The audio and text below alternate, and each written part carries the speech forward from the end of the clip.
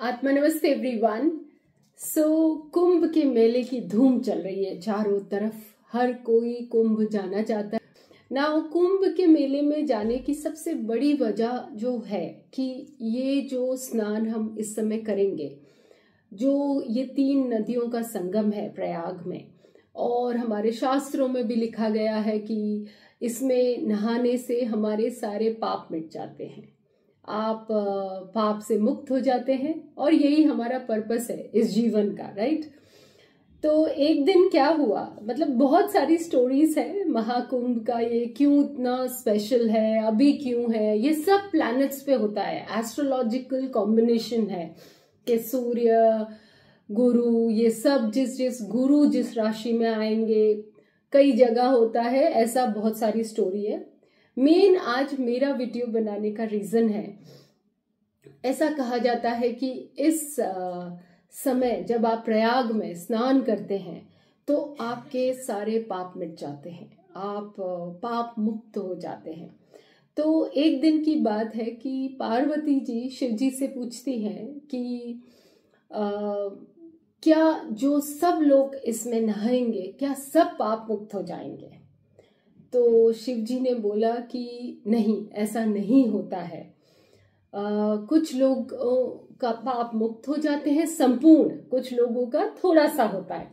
तो पार्वती जी बोली ऐसा क्यों? जब ऐसा कहा गया है कि ये समय आप नहाइए और आपके सारे पाप मिट जाएंगे, तो ऐसा कैसे होता है कि कुछ का होता है कुछ का नहीं होता है? तो शिव जी कहते चलो मैं तुम्हें दिखाता हूँ। शिव जी पार्वती जी वेश बदल के जहां कुंभ का महास्नान हो रहा है वहां पे आ जाते हैं। शिव जी एक बुजुर्ग का वेश धर लेते हैं और एक गड्ढे में गिर जाते हैं, और पार्वती जी पास में एक महिला का रूप लेके, साधारण सी महिला का रूप लेके विराजी हुई है। अब कुंभ में नहा के लोग आ रहे हैं और पार्वती जी उनको कह रही है कि ये बुजुर्ग इस खड्डे में गिर गए हैं, मेरी मदद करिए इनको निकालने के लिए।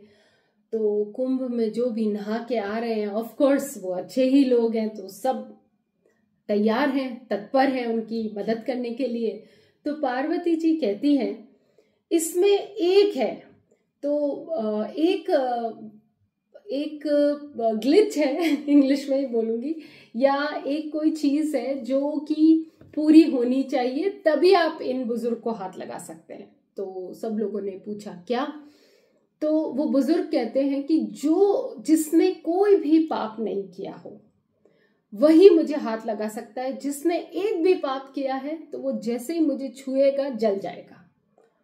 तो यह सुनकर सब लोग भयभीत हो गए, सबको लगा कुछ ना कुछ तो हमने किया ही होगा, कुछ ना कुछ तो पाप बाकी ही होगा। इस बात पे खूब लोग आए, खूब पूरा लिटरली खूब दिन निकल गया। लोग आ रहे थे मदद करने के लिए, जैसे ही आगे बढ़ते वैसे ही वो बुजुर्ग जो शिव जी के रूप में है वो बोलते कि अगर आपने मुझे छुआ और आपने कोई पाप किया है तो आप जल जाएंगे।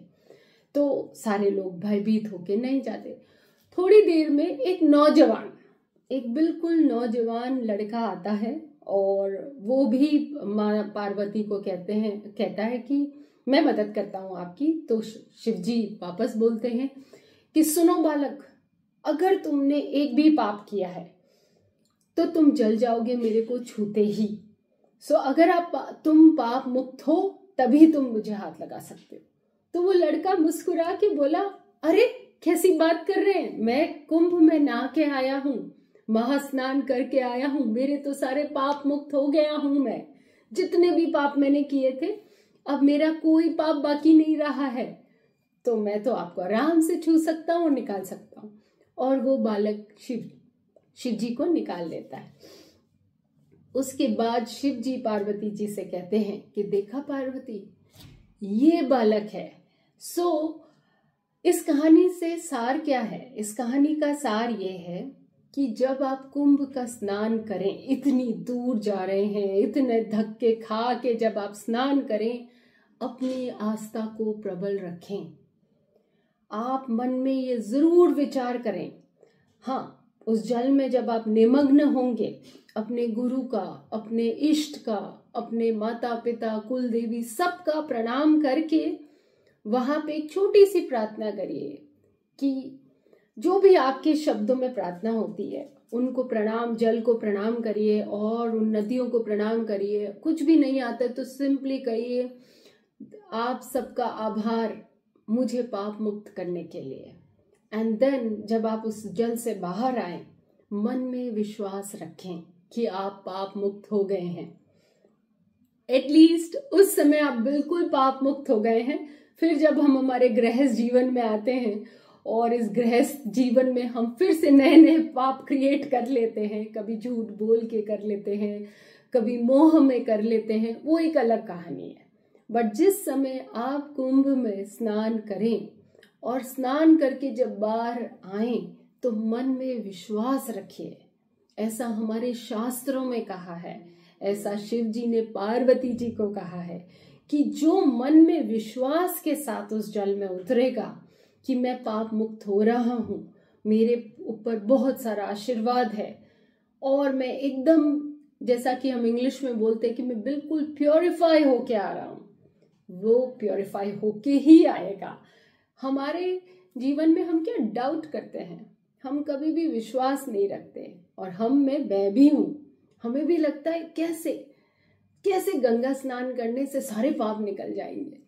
बट ये तो फेथ है, ये तो फेथ है। जैसे कि एक कहानी मैंने YouTube पे डाली है, किसी बालक को कहा था राम राम का पाठ जप करना तुम्हें भगवान मिल जाएंगे। बालक रास्ते में भूल गया, वो मरा मरा मरा मरा कर रहा था और उसको भगवान मिल गए, जबकि वो मरा मरा मरा कर रहा था। बट जब मरा मरा मरा कर रहा था तो उसमें राम राम भी आ रहा था। तो अगर आपको विश्वास है तो विश्वास ही सब बात है। इसीलिए ये मेरी तरफ से, ऑफ कोर्स ये मैंने कहीं सुना ही है, पढ़ा ही है कि आप विश्वास के साथ जाइए, उस जल में स्नान करिए और सारे पाप मुक्त हो जाओगे। तो विश्वास के साथ बाहर आइए, ठीक है। आत्मा नमस्ते एवरीवन, एंजॉय। और माँ भगवती से मैं प्रार्थना करती हूँ कि जिनका भी मन है, जिसकी भी इच्छा है, वो सब, ये है जो दुर्लभ अपॉर्चुनिटी है हम सबके पास महाकुंभ में नहाने की, स्नान करने की, वो सबको वो अपॉर्चुनिटी मिले। सब बहुत प्रोटेक्शन के साथ वहां जाएं, पाप मुक्त होकर खूब सारी नया आशीर्वाद लेके, प्योरीफाई होके अपने अपने घर आए।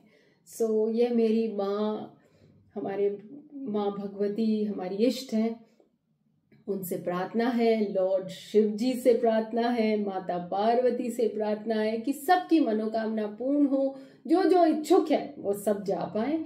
और ये वीडियो आप जो भी आपके दोस्त जा रहे हैं उनके साथ शेयर करिए, बिकॉज न जाने किसकी आस्था आप बढ़ा लें। क्योंकि मैंने भी जब ये सुना था, कई दिनों से सोच रही हूँ बनाने का, बट मौका ही नहीं मिला, इसीलिए आज बनाया है कि जब वो स्नान करें, हैव फेथ, सारे पाप मुक्त हो गए हो आप। ओके, आत्मा नमस्ते एवरीवन।